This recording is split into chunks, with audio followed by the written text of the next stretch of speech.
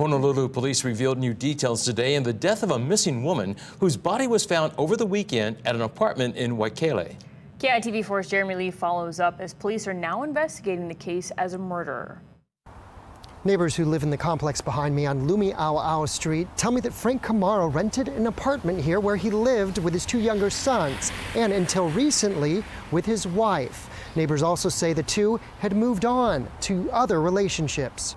What's more, a neighbor told me Frank Camaro had access to the unit where Johnalynn Ilae's body was found because it was a vacant unit across the street that public records confirm belongs to Frank Camaro's brother-in-law.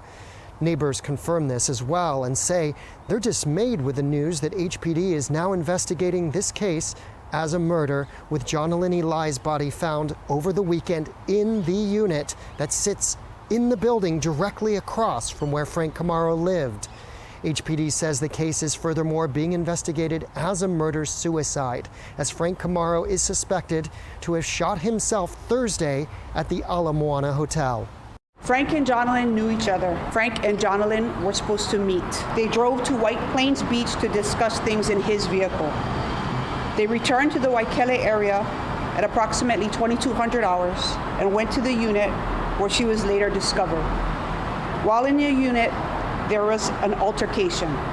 Frank was able to gain control over her and strangled her. He then left and drove to the Ala Moana Hotel area where he was later discovered. Neighbors say Frank Camaro was resistant to getting a divorce, though both he and his wife had a separation.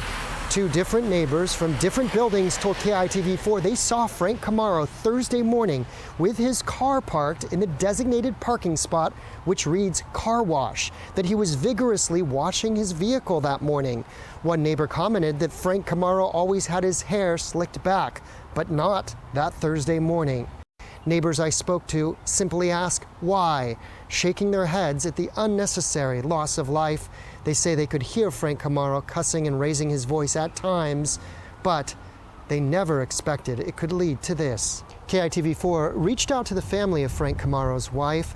We also reached out previously to the family of Johnalynn Ilae. They say that they are asking for privacy at this time, which a sibling referred to as a hard and difficult time.